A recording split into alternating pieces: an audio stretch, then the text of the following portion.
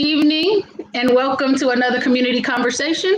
My name is Laureen Pryor and I will be your moderator for this evening. And on behalf of BSBA, we want to welcome you in for this important conversation. I have brought my pastor friends back for a conversation, and I know that originally we were going to talk about Trump deeming the church as essential and what that meant for them. However, with what's going on in the community, we don't want to sound tone deaf and not address that. So we're going to do the remix our own special way and figure out how we can get through this time together. So without further ado, let's get to our guests. We're going to bring up Pastor Cortland Younger. Introduce yourself, tell them where you're located, and just say hello to the people. Hello, everyone. Hello, everyone. I'm Pastor Younger from Gospel Center Church of God in Christ, right here in Sacramento, on Woodbine and off of Florin Road. And we appreciate the opportunity to be on here again with everyone. Well, welcome back. We appreciate you taking the time out to connect with us again. Let's go to Elder Macklin out of the Bay Area. Elder Macklin, please introduce yourself, sir. And you're on mute, so take yourself off mute. Elder Aaron Macklin here, Hayward, California, serving at Glad Tidings International under Bishop Macklin, my father. Here, doing what we got to do, speaking up, not being quiet. Amen. You know, I had to say an amen to that because it's about time that we start speaking up just a lot more. Let's go to Pastor Jarenheim Sr. Welcome to the party. Thank you, Pastor Jarenheim Sr., Greater Emmanuel Church, known as GIC, Sacramento, California. Just here to do the work of the Lord, both inside and outside of the church. Well, thank you for being here. We totally appreciate you taking the time out to join us. Pastor Damian Chandler is in the building. Say hello to the people. Introduce yourself and your church, please. Hey, my name is Damian Chandler. Happy to be here with you. I don't know if there's Capital City Seventh-day Adventist Church on 6701 Lemon Hill Avenue. And like you, I am tired. I am tired and I'm frustrated. So that's why I'm here. Well, thank you for being here. We appreciate your participation tonight. And last but not least, I tell you, he's my brother from another mother. We are twins. He just don't know it yet. Please welcome Pastor Yardley Griffin. Welcome back, sir. Hey, thank you for having me back. My name is Yardley Griffin Jr. I'm a lead and senior pastor at Destiny the Experience Church here in the city of Sacramento.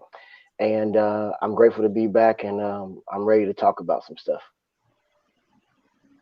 Perfect. Well, we're glad you are all here. And we're just going to go ahead and jump right on into it. So as a woman who's married to a Black man, a Black father, as someone who has numerous men surrounding me at all times, this issue or this situation with Mr. George Floyd hit me a little bit different. And so I want to talk to you all about, can you kind of give us some context? Because what I really realize is no matter how many things I go through as a Black woman, I will never know the gravity of what it's like to be a Black man. So if you could kind of just talk to me about, one, your first impressions of what you saw, and then kind of tell us personally how you connected with that, and how it has you feeling, because I just want to do a quick check-in. So let's start with Pastor Chandler. Let's go to you. I don't know if you should have started with me. I think every time we experience something like this in our community, it leaves a residual fatigue.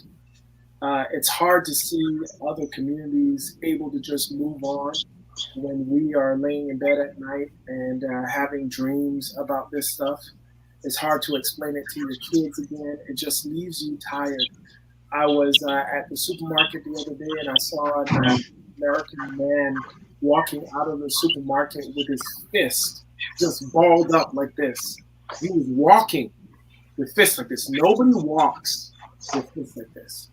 His face was forlorn. His shoulders were rolling, and I did not have to ask him what was on his mind. I knew it.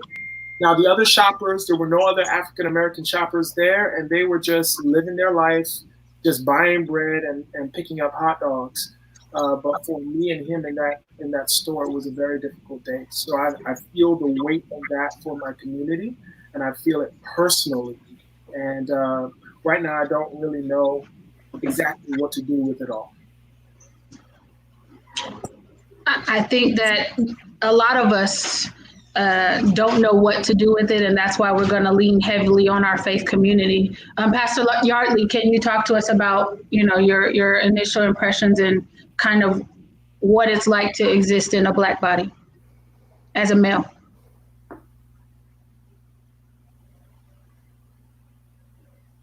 Pastor Yardley? You. It's kind of breaking up on my end a little bit, so I'm trying to change some things over here.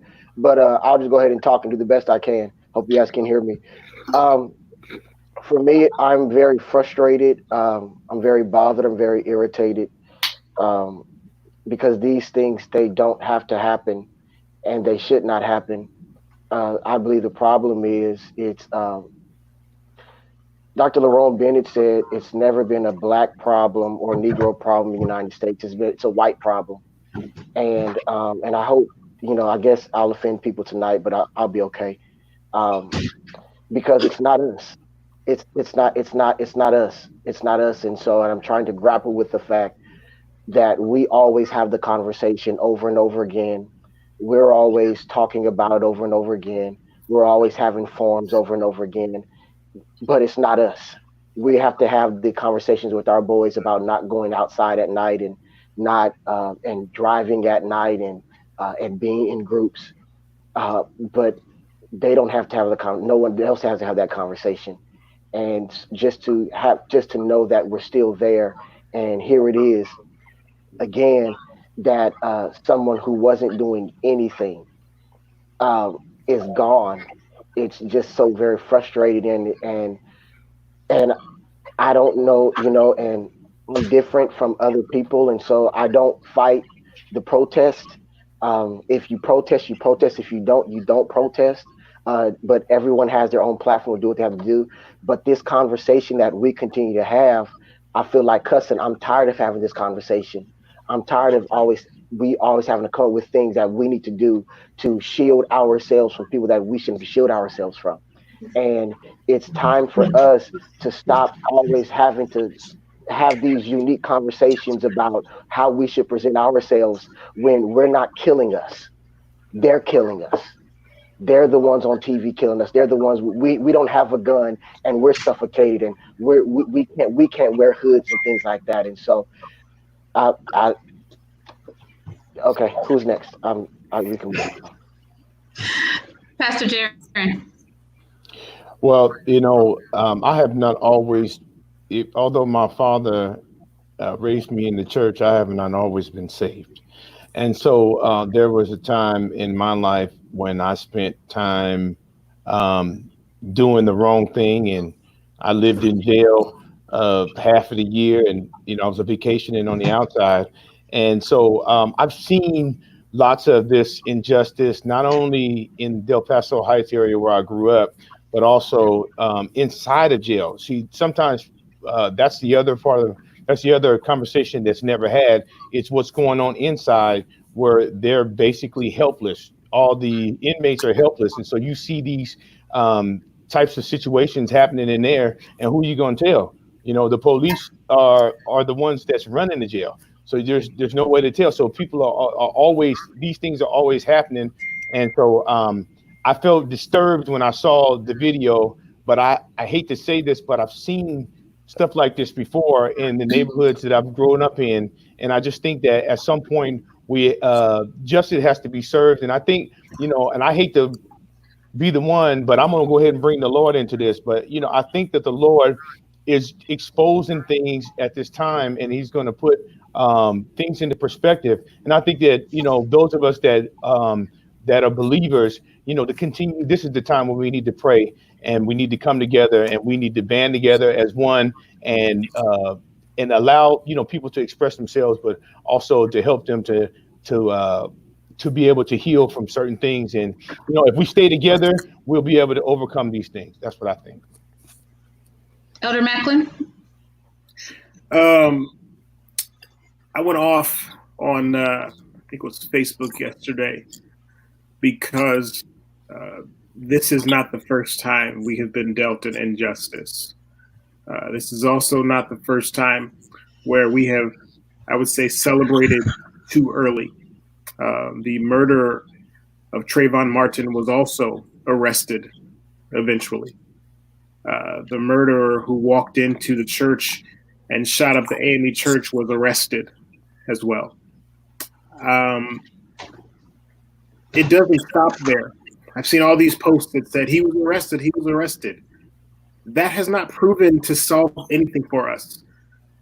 Bad people get arrested all the time.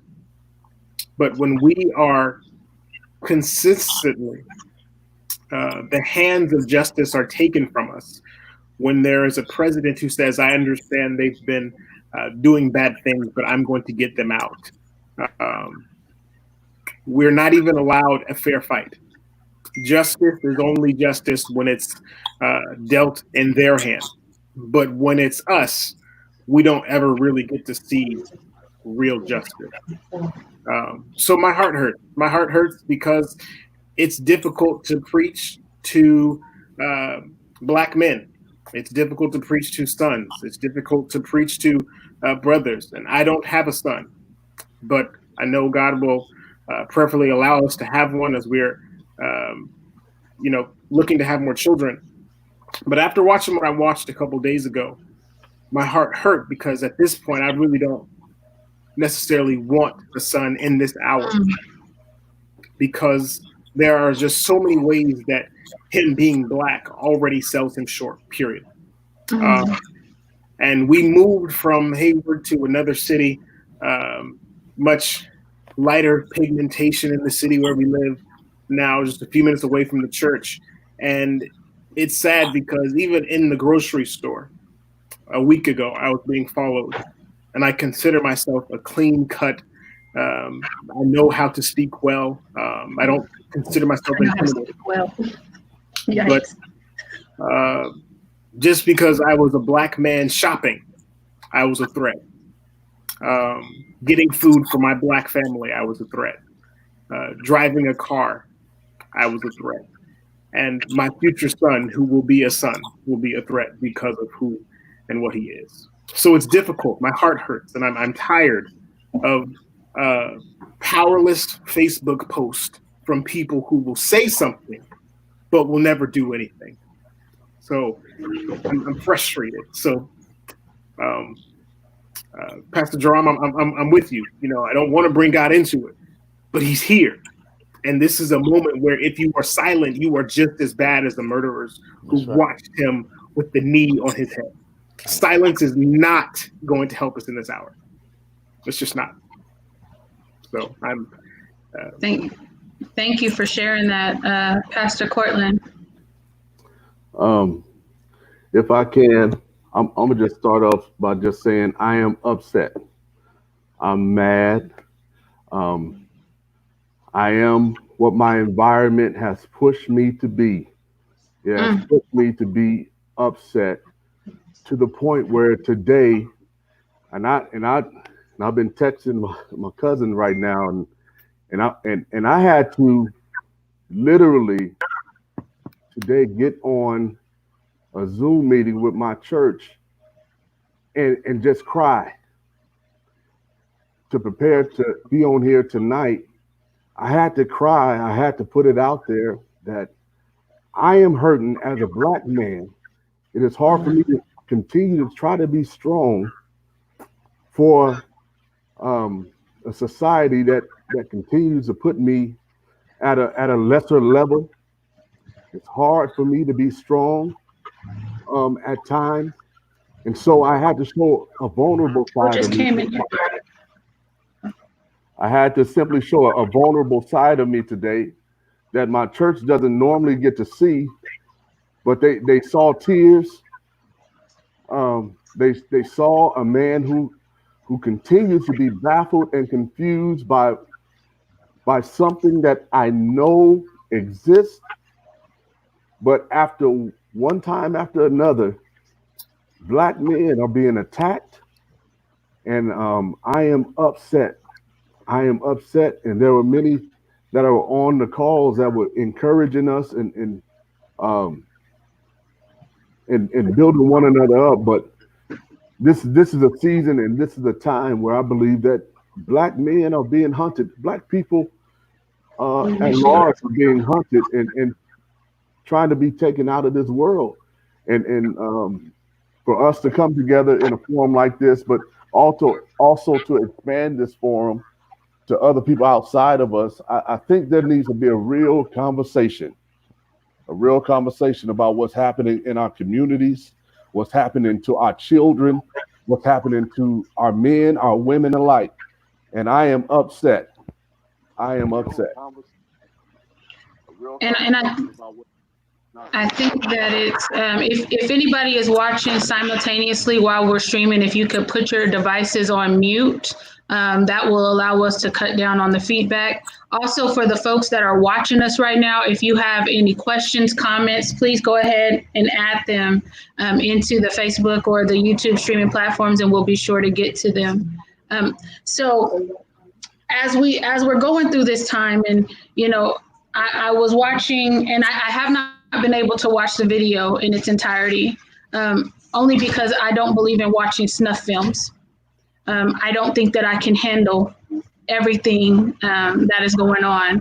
However, I've been reading a lot of articles, and one thing that stuck out to me is it said that this man was on the ground and he started calling for his mama.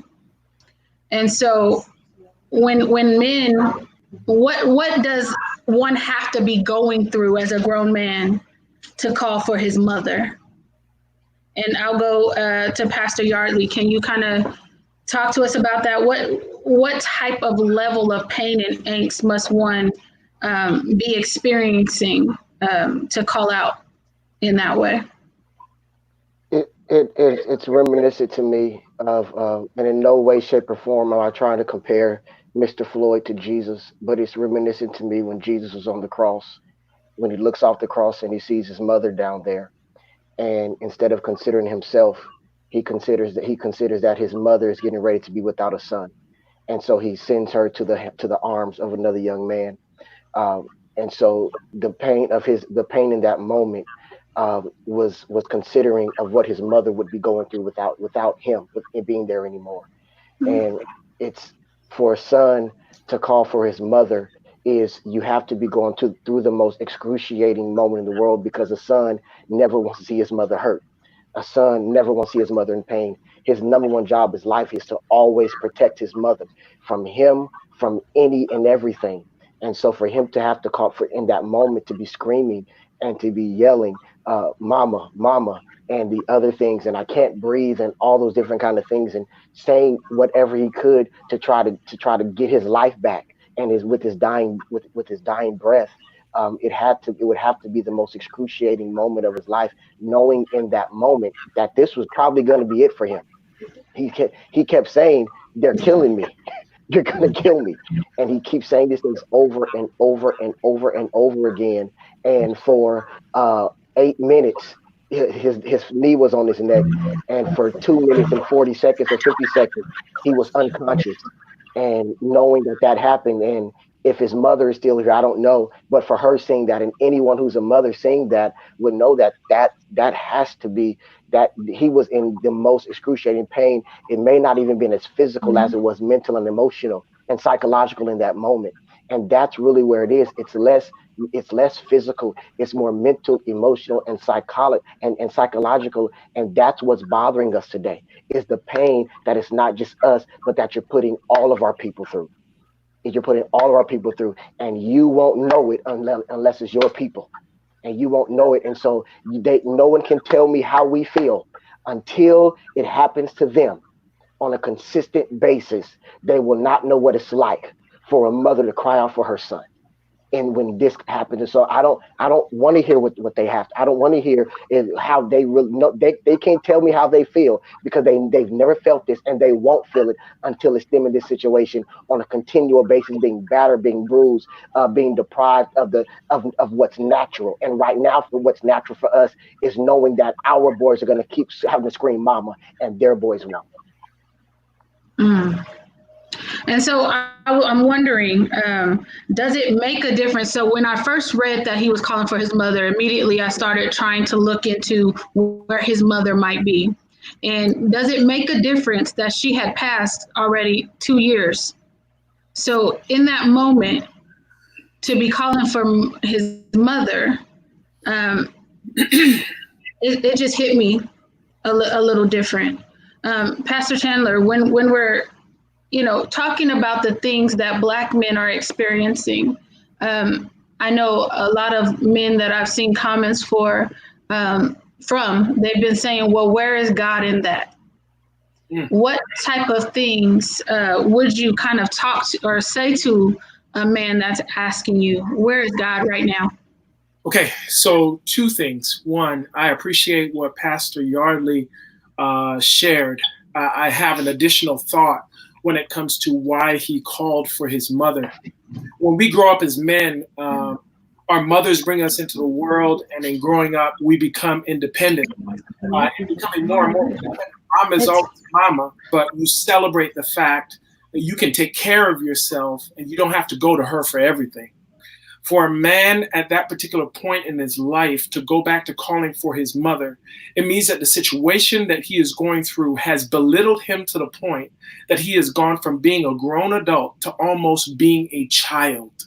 It means that what that officer was trying to do in dehumanize and taking away this man's freedom and taking away his sense of manhood, that he was being successful with his last breath. That man was saying, you have belittled me, you have humbled me, you have taken me from manhood to almost like being a child. I'm in need of my mother to come save me.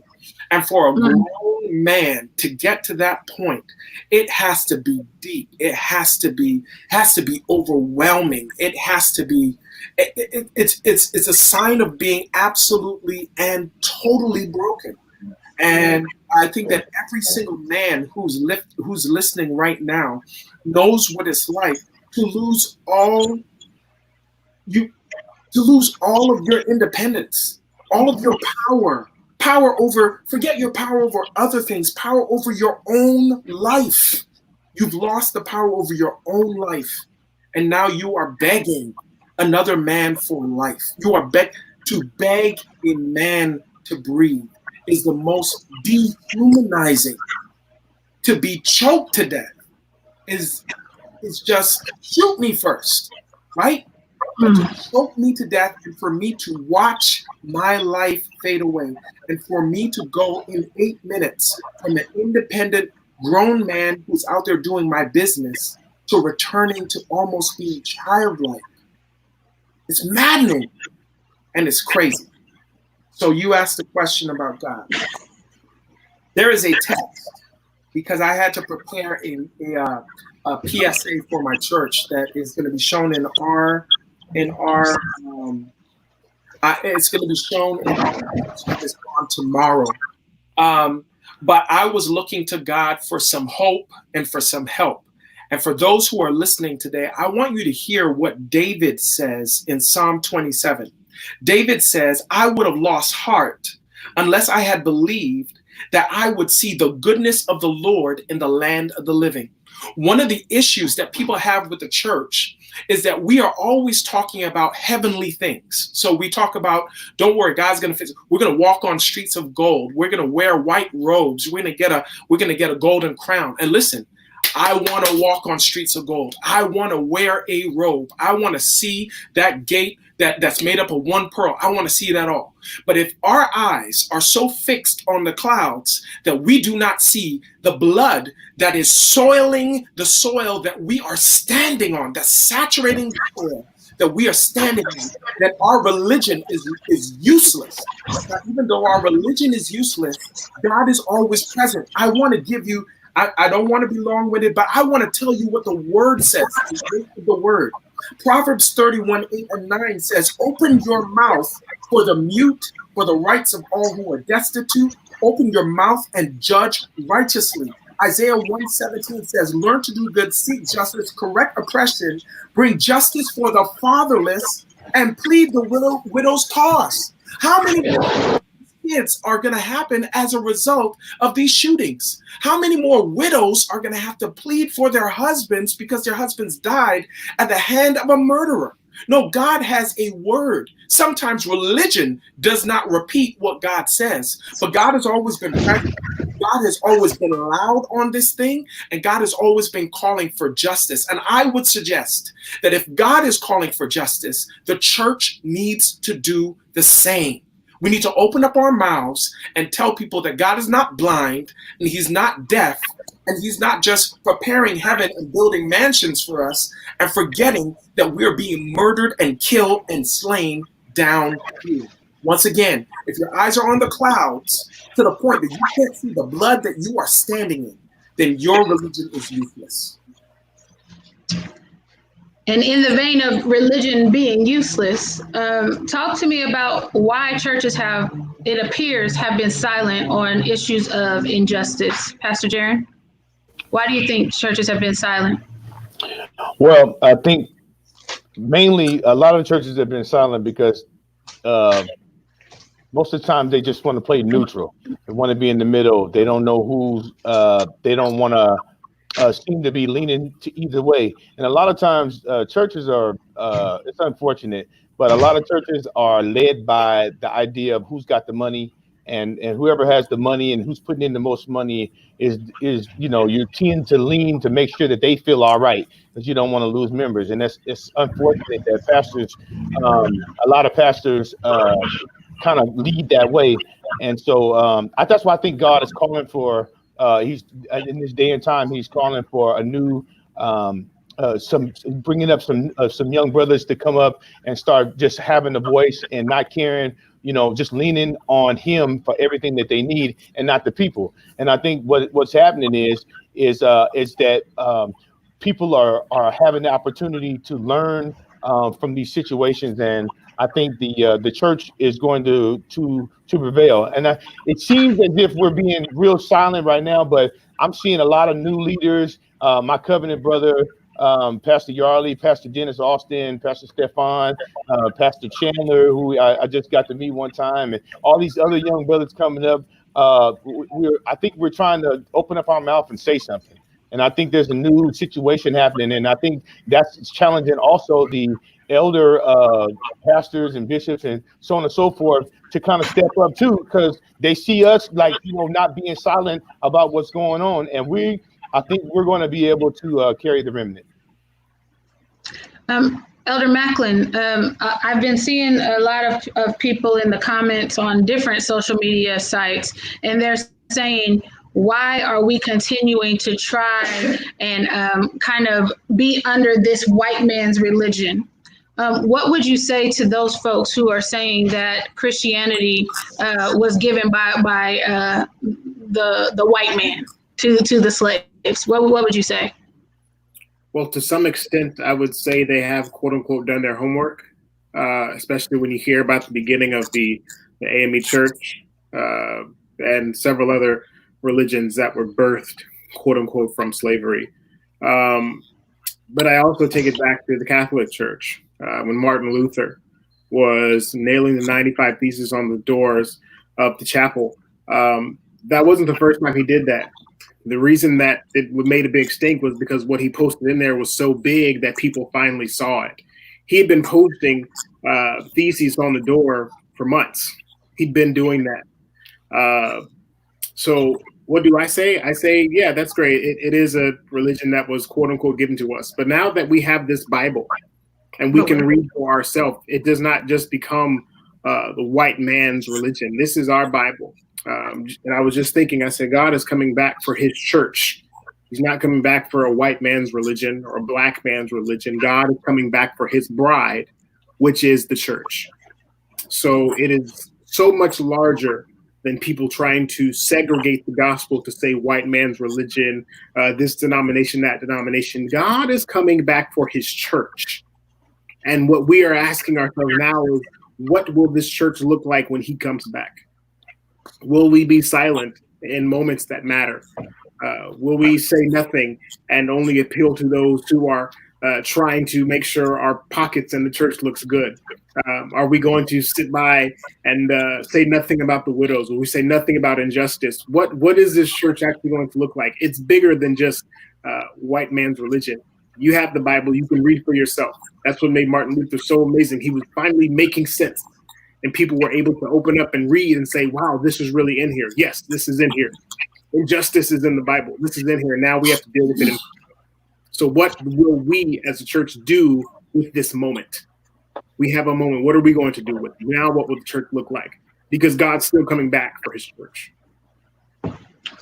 And so when you hear or you see certain denominations never saying anything, and a lot of them are not melanated, and then you go to churches that are somehow seen as multicultural churches, and they too are silent.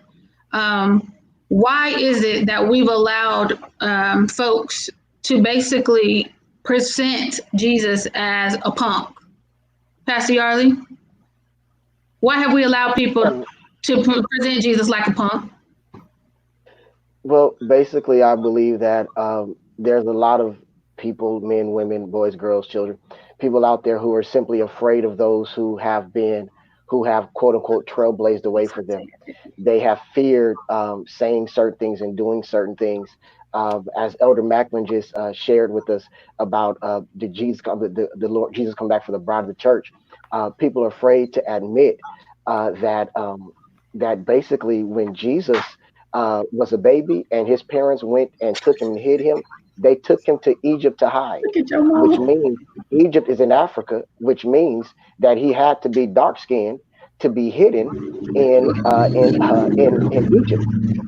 They also the earliest church is the Coptic church in Ethiopia, and that's black. Christianity is not a white man's religion.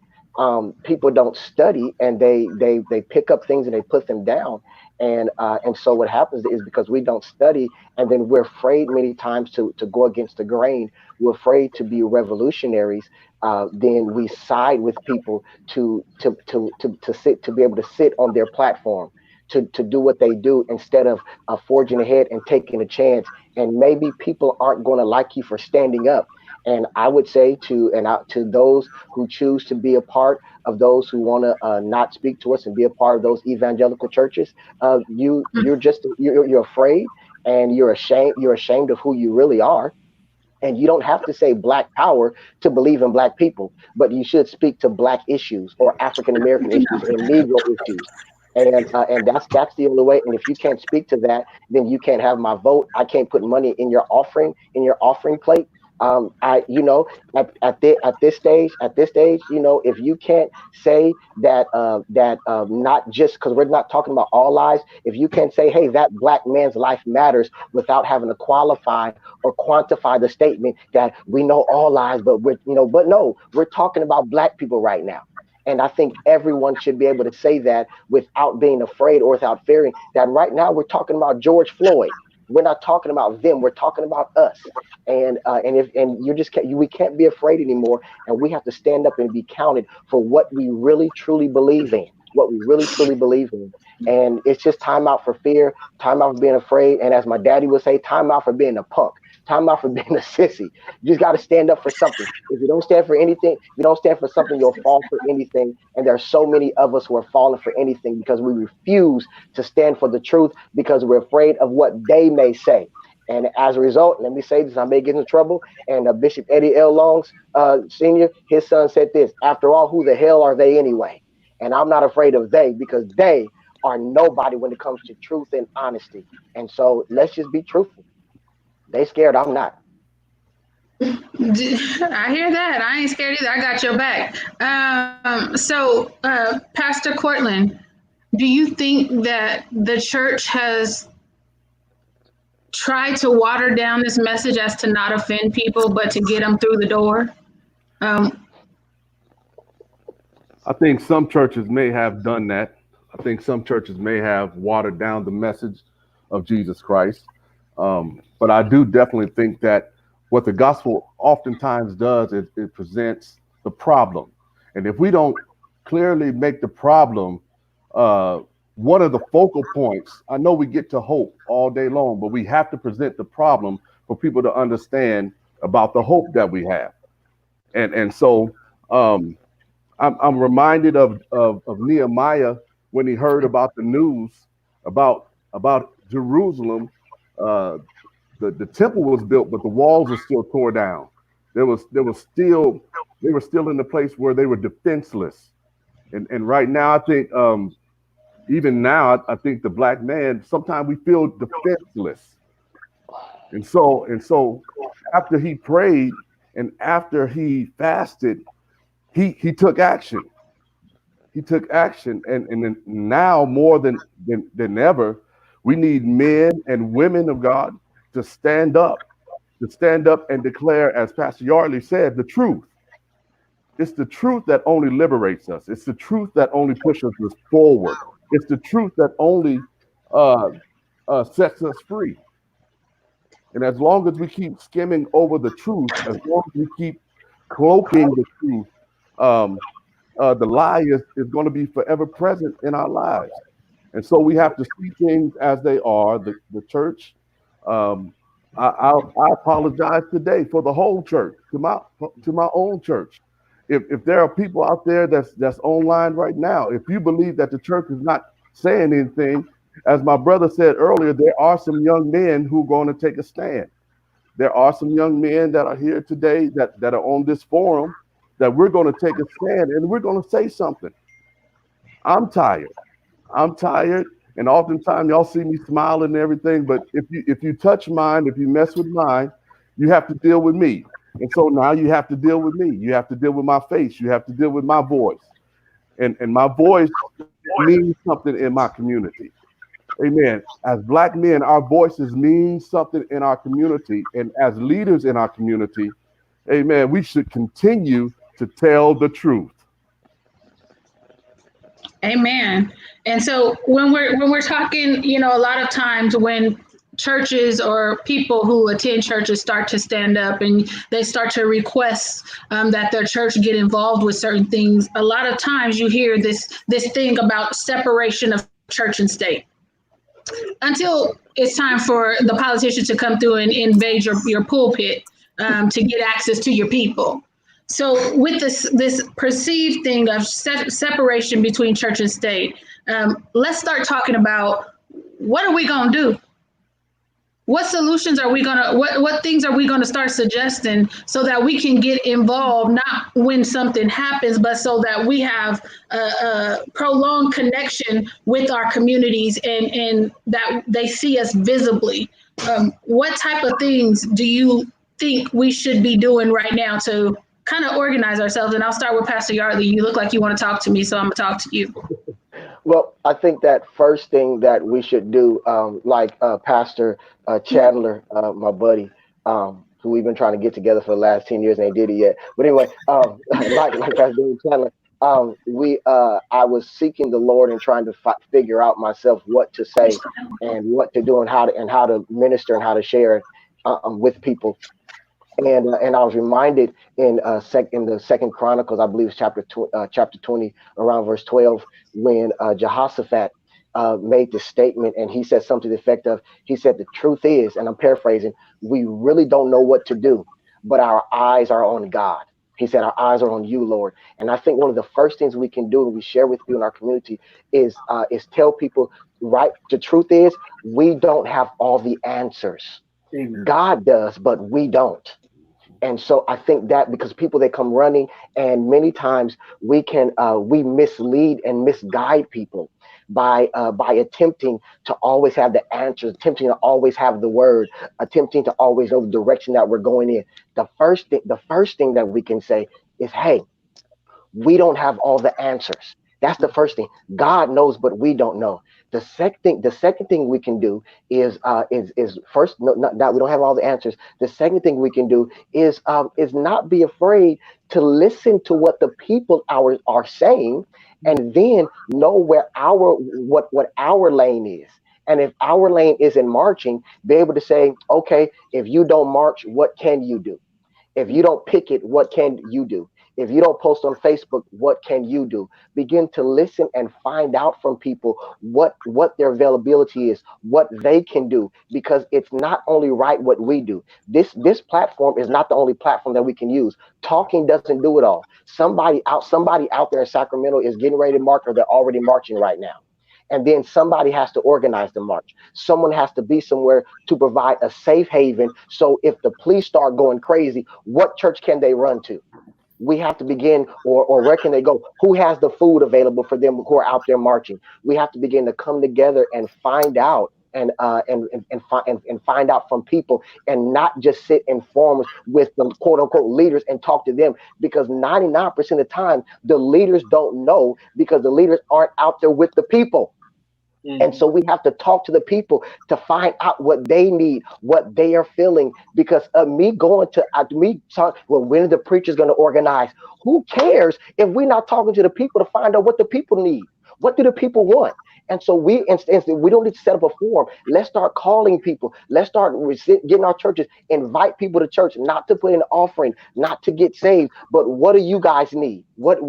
How can we serve you? And then that can begin to speak to us of what we should really do. But if we're not talking to people, if we're not asking our people, one more thing, if we're not talking to our people about how they feel about COVID-19 and when they want to come back to church, when we get back, we'll be the only ones there.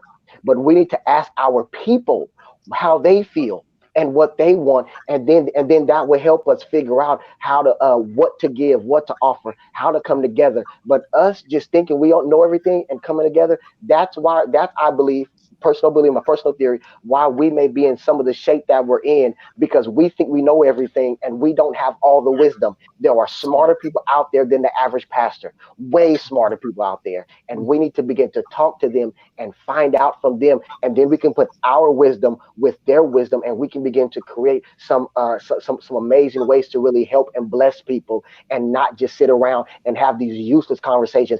I don't want to hear what another pastoral forum from Bishop T.D. Jakes and those guys have to say. My church is small. His church is big. I need some little church pastors to come with me, and let's have some conversations. And so if the more we talk to regular people and find out how regular people feel, then we can really come up with what we can really do to really serve people. Because Jesus hung out with people. That's how he was able to serve people, because he knew what they wanted.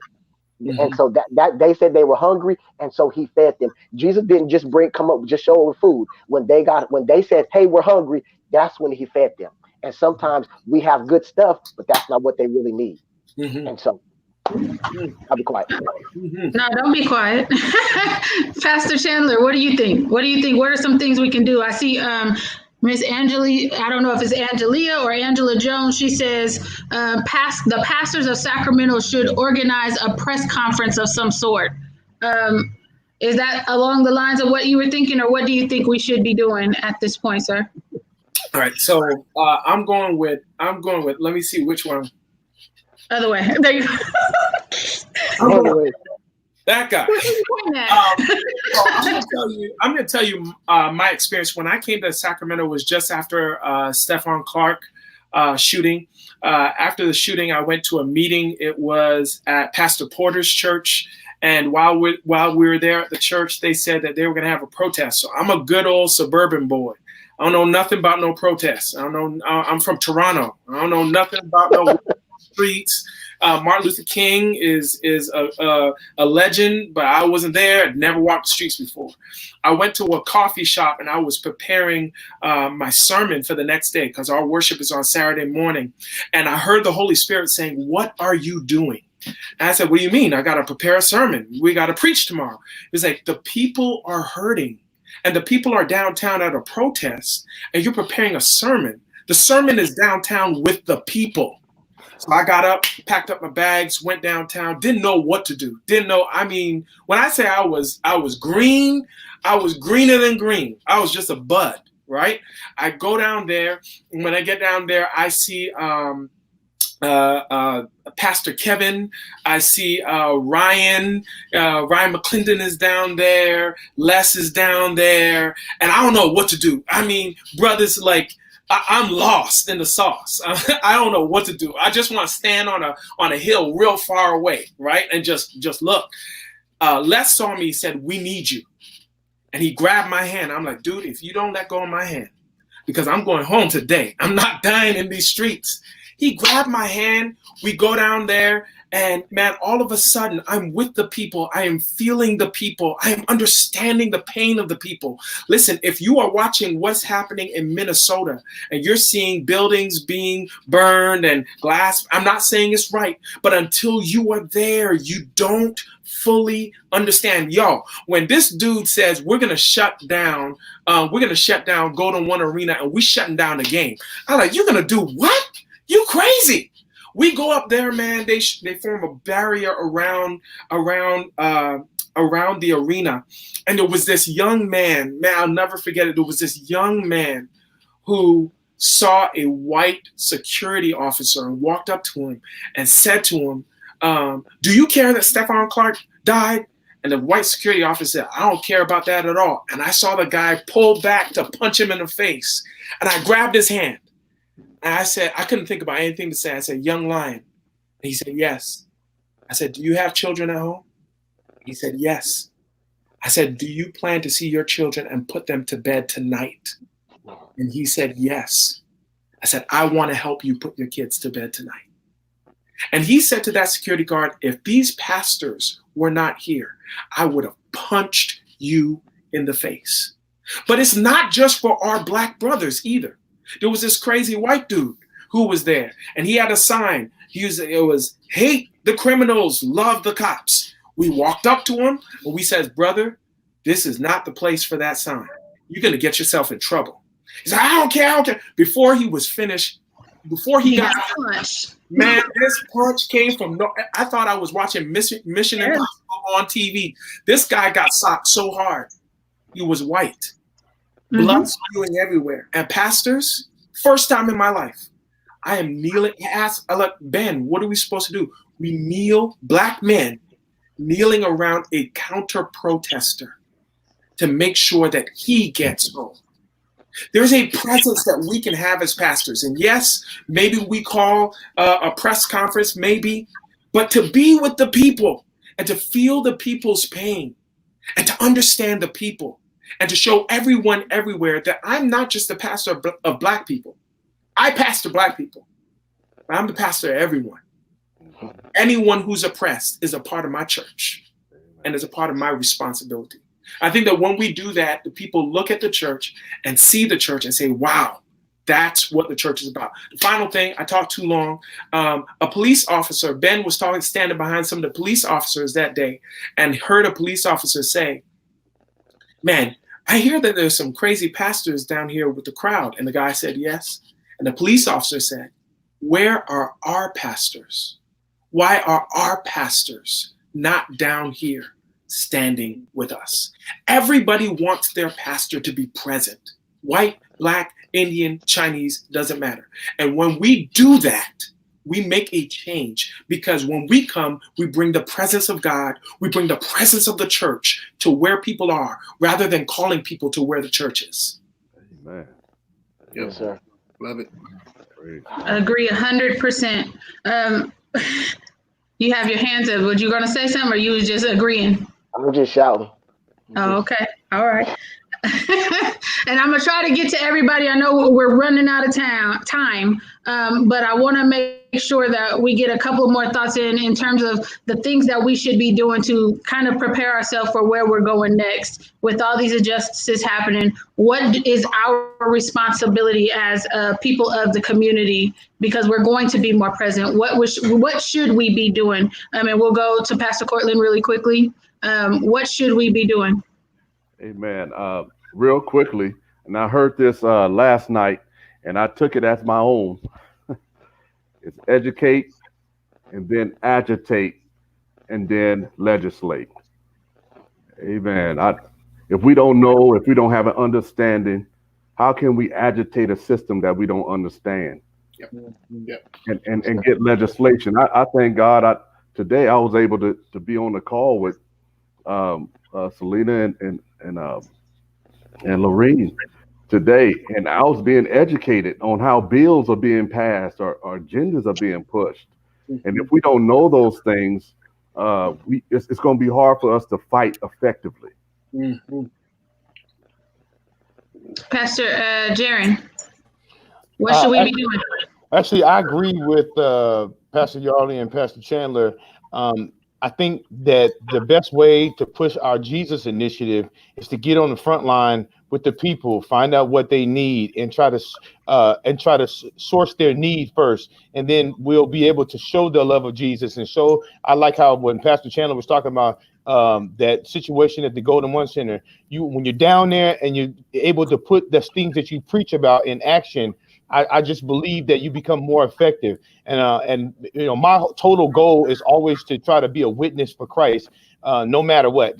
I'm just sold out for him in that regard, because I used to be sold out another way. And so now, because I'm sold out for Christ, I'm just always trying to figure out a way to show the love of Christ to other people and to show them that there's always another way. And I think the best way to do that is to meet people where they are. So I agree with the brothers. What should we do? We should get out there, find out what the people need, meet them where they are, and then let them see Christ in us. Let them see Christ in us and say, I don't know how you're able to have that restraint. I've been teaching a class. We're teaching our people about the Beatitudes, and we went through blessed are the blessed are the poor in spirit, blessed are them that mourn. The third one went through the third one. We talked about how Christ is meekness does not mean weakness, and so we have to show the love of Christ. We have to show who Jesus is and how he was able to have power under control. And so we need to be able to do that, and the only way to do that is to get out there on the front line. That's what I believe. Dr. Macklin, to you, what do you think? I'm going to agree with everything that has been said before. With what Pastor Chandler was saying, when the cops were asking, where are our pastors? That's simply what the world is asking for. A pastor should smell like sheep. I should not come to church and my pastor has no clue about what's going on. I need to feel what my people feel. I need to hear what my people are hearing. Otherwise, I'm immediately disconnected from connecting with my people. I mean, to say nothing is to literally lose your audience. You don't know your audience if you're not speaking, if you're not reaching. You have no clue what's going on if you are not reaching out to the single mothers who have sons in your church. They are hurting from a completely different angle. We had a Zoom with our young adults last night. And of course, we spoke about what happened. And I unmuted the line, which I did not do, but I felt led to do it by the Spirit of God. And a young lady who has 5 black sons came on crying. She said, I pray to God that my sons come home every single night. That is how you learn how to smell like your sheep. What is going on in your mind? How do you go to sleep at night? I go to sleep praying that my black daughters come home at night. I have to feel what my people feel. This is going to hurt. None of this should feel good. This should agitate us to some place that says, God, you have got to give me the answer for all of this. What am I? Romans 6:1. What shall we say then? People are asking, what do we have to say? What does the word of God have to say? Romans 8. What do we say to these things? All of these things, what do we say? People are looking and listening to hear what we have to say. Right. We are here to cover. We are here to protect. But then we're also here to make sure that people know there is still a God in heaven. Amen. And God has still allowed this to happen. And it is going to be the biggest tragedy of life if all of this is going on and no one is pointed back to Christ. That is the tragedy. It is, of course, a tragedy that this man has been killed and others who look like me and you will be killed. But the worst tragedy, the worst part about all of this is that some people will think there is an end-all solution that will fix it instantly. There is no solution that fixes it instantly. But if you are not turning yourself back to Christ and asking him, God, how do you help me in this season? If you ask God, God, where are you in this? Then you've already lost. Don't look at the sign. This is a sign pointing us back to God. This is the hand of God sending him right here. God, I see your hand allowing this atrocity to happen, but yet, God, I still see you in all of this. I don't want to preach, but pastors have to reach people where they are. And if we're not down there, if people don't see us actively engaged in speaking truth to power, speaking truth to the people who give us money, I don't want to get in trouble. Speaking truth to the people who we need things for on the city level. Speaking truth to those people who literally beg us for all these other things. I understand. We've got some big deals cooking. But if those people who have the power aren't speaking, they should hear from those who seemingly have the power with their people. We got to stay true. I hear you. So we have about 4.5 minutes left, and I just want to ask you guys each individually, and you can give me a short answer. What can we do to support you as you try to support the people? What can women around you do to hold you up and keep you in good spirits? Pastor Jaron? Well, I think you can just keep praying for the brothers because we definitely need that. And just know that we don't know all the answers, even though we're the leaders. We struggle. I mean, a lot of us, I'm a rookie pastor, okay? And I started pastoring right in the pandemic. I was telling my covenant brothers that the other day. So I'm like, yo, what am I supposed to do? And even with leading in the pandemic, also leading with these situations that we have going on with our Black men, we just want to make the right decision. So we ask the sisters to just keep praying for us. And, if we make a wrong decision, still keep supporting us because our hearts are in the right spot and the Lord's going to lead us to do the right thing. Pastor Cortland. I agree with prayer. It's definitely, it can do what words oftentimes can't not do. But I got a text today while we were talking, and this young lady said, "Are you okay?" And right there, during that text, I immediately looked down at it, and I began to put my shoulders back a little bit, and then all she said was, "I love you." That's all she said. "I love you." That pushes us. That encourages us. Those words of affirmation, those words of encouragement, it builds us up. And so to do that, it's great support for us. Yeah. Thank you for that. Pastor Yardley, what can we do to support you? I would say mama, keep being mama. Wife, keep being wife. Sister, keep being sister. Daughter, keep being daughter. I think our women, specifically African-American women, are the most amazing beings that God ever created. And you just keep operating in your perfect space of who you are in the moment. And we'll get what we're supposed to get. Because as long as we do what we're supposed to do and keep on being what God called us to be, then you're where you are. And so if we keep operating in what I call our oil, whether we march, whether we preach, and whatever it is, as long as we operate there, then you all will be everything that God has called you to be, which is exactly what we need. So just simply keep being the perfect you, and we're gonna be just fine.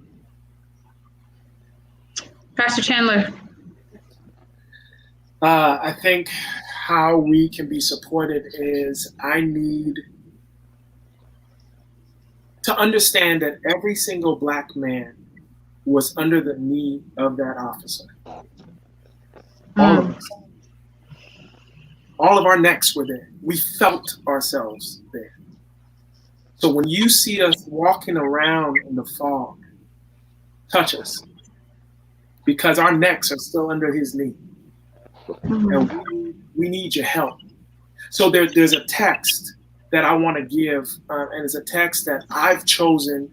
I want to speak it over my kids, but I need somebody to speak it over me. You ready? It's a powerful thing. Yes, sir. Psalm 118, verse 17 says, I shall not die, but I will live. I will live to declare the works of the Lord. I shall not die. You, brothers, shall not die. You will live. My brother, your son, when you have your son shall not die. Your son shall live. So you touch your wife's womb and you speak that over your wife. You speak that over your children. You speak that over your sons and your daughters. And we need people to speak that over us, to look us in the eyes and realize that our necks are still under that man's knee, and to speak to us and tell us we shall not die. We'll live. Elder Macklin. I wanted to thank you again for allowing us to be on this line tonight. I truly do believe that somebody's going to watch this and leave changed, not like they're in church, but they will leave changed and leave better because of all the great things that have been said from my brothers. And I'd like to say I'm the lowest on the totem pole here, but I'm gaining so much from being here with all my brothers here. And as you mentioned when you first started the call, you said you won't know what it's like to be a Black man. I had a good friend of mine who owns a production company. He's a Jewish guy, white guy. And he called me and he said, hey man, let me tell you what I just heard on a call. And he heard a white lady who was talking, and she said, I've been pulled over a couple of times since I've been out in COVID-19. Now I know what it feels like to be Black. And he said, what do you think about what that woman had to say? And I told him, I said, brother, I would like to tell her off, but that won't do any good. She won't learn anything from that. So I told him about an experiment that I saw on TV where these men were trying to see what it felt like to have a child. So they were hooked up to these STEM machines, and they had them hooked up to their body, their growing area, and they tried to turn the machine up as high as they could to simulate the muscles of having a child. And a guy got up off the machine at the end and walked over to a woman and hugged her and said, now I know what you feel. And the woman said, you will never, ever know what it feels like to be me. I would ask in this moment that as we go home and go to sleep, I would ask that you would continue to love us. You know, we don't have the answers. We don't know the answers. Of course, we know who the answer is, but we don't know the immediate answer right now. We're still human, frail. Things will be done wrong, but love us. The man was calling for his mother because no one loved him like his mother.